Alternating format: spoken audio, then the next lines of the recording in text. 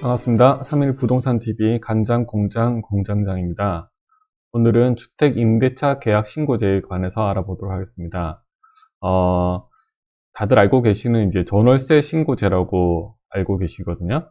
주택임대차 계약 신고제는 이제 전월세 거래 등 이제 주택임대차 계약 시 임대차 계약 당사자인 집주인과 세입자가 30일 이내에 주택 소재지 관청에 임대차 보증금 등 임대차 계약 정보를 신고해야 하는 법안이며, 만약 당사자 중 일반이 신고를 거부하면 단독으로 신고할 수 있으며, 임대차 신고가 이루어지며 확정일자를 부여하는 것으로 간주하는 시스템입니다.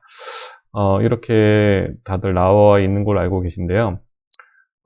임대차 계약서를 쓰고 나면 이제 임대인이나 임차인에게 이제 신고를 하라고 권하게 되면 다들 조금 꺼려 하세요. 그래서 공인중개사들한테 좀 많이 미루거나 해달라고 부탁하는 경우가 있는데, 이럴 때 공인중개사가 저는 못해요, 아니면 뭐 하는 방법을 몰라요, 이렇게 설명하면 안 되겠죠. 그래서 공인중개사가 어떻게 하면 대리신고를 할 수 있는지에 대해서 오늘 알아보도록 하겠습니다. 먼저 검색창에 부동산 거래 관리 시스템이라고 검색해 보겠습니다. 그러면 국토교통부 부동산 거래 관리 시스템이 나옵니다. 클릭하셔서 먼저 관할지를 선택해 드립니다. 관할지를 선택하시고 신고하기를 눌러줍니다. 신고하기를 눌러주시면 경상남도 김해시라고 표시가 되죠. 그리고 임대차 신고, 여기 신고서 등록을 눌러줍니다. 그러면 먼저 로그인 하라고 나오거든요. 본인 이제 관할 구역이 맞는지 확인하시고요. 로그인을 먼저 하십니다. 공인중개사님들 중에 개인도 있고 이제 법인도 있으시거든요. 해당하는 곳에 클릭하시고, 자, 로그인을 하시고 임대차 신고서 등록을 눌러줍니다. 자, 관할 소재지를 먼저 쳐보겠습니다. 자, 소재지 읍면동 누르시고요. 신청인 구분에 이제 저희 공인중개사 대리인으로 먼저 확인을 눌러줍니다. 자, 하면 먼저 대리인 입력을 하라고 나오거든요. 신청인 부분, 개인이면 개인, 법인이면 법인, 이렇게 먼저 해주시고요. 행정동, 진례, 접수번호 확인하시고 성명에 이제 본인 이름이랑 이제 본인 국적이 보통 나오게 됩니다. 중요한 게 이제 주민등록번호를 입력하게 되어 있는데요. 이거를 보통 이렇게 입력이 되어 있어요. 아까 공인인증서를 로그인하고 들어오시게 되면 이 부분이 되어 나옵니다. 가장 중요한 게 이제 실명 확인, 이 부분을 꼭 눌러줘야 되거든요. 실명 확인을 눌러보겠습니다. 눌러주시면 이렇게 실명 확인 요청이 나와요. 인증번호를 반드시 눌러주셔야 됩니다.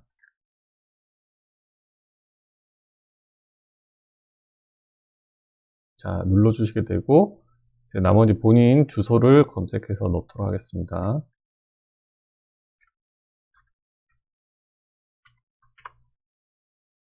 저는 저희 사무실 주소를 넣어 볼게요. 휴대전화번호, 여기 빨간색 표시는 필수적으로 넣어야 되는 부분인데, 휴대폰 번호 같은 경우는 이제 임대인께서 꺼려 하시는 경우도 가끔 있어요. 가끔. 그런 경우는 이제 휴대폰 번호를 넣지 않고 전화번호만 넣어도, 유선 전화번호만 넣어도 저장은 가능하십니다. 이점 참고해 주세요. 자, 먼저 신청인, 대리인, 그러니까 저희 공인중개사죠. 먼저 대리인이라고 먼저 이렇게 입력을 하시고 나면 표시가 나와요. 그 다음에 임대인을 등록하고 임차인을 차례대로 등록을 해주셔야 됩니다. 등록을 해보겠습니다. 자, 이렇게 임대인, 임차인, 대리인 모두 들어갔습니다. 그 다음에 해야 할 것은 임대차 계약서를 첨부하는 거예요. 임대차 계약서를 첨부를 누르시게 되면 지금 파일 형태가 PDF, JPG 이렇게 6가지만 가능합니다. 이렇게 가능하시고요. 흑백 스캔 문서 안 되고요. 저해상도 스캔 안 되고요. 그 다음에 부정확한 핸드폰 촬영도 안 됩니다. 정확한 모양으로 등록을 하셔야 돼요. 자, 파일 선택해 보겠습니다.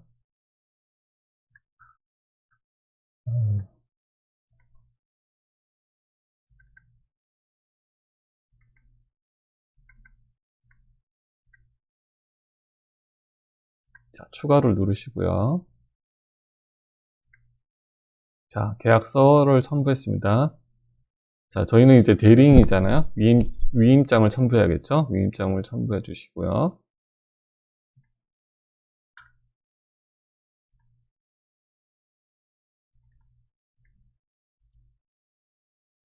위임장도 같은 형태로 추가를 해 주셔야 됩니다.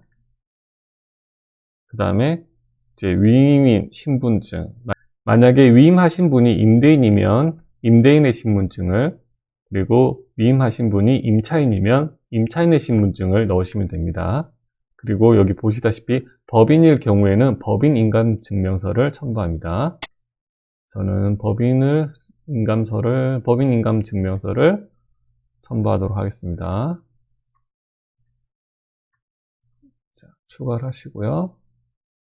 마찬가지 닫기를 합니다. 그러면 이제 소재지, 지번을 넣으라고 나오거든요. 지번을 넣으셔도 되고 도료명을 넣으셔도 되는데 지번을 넣으시는 게 제일 좋습니다.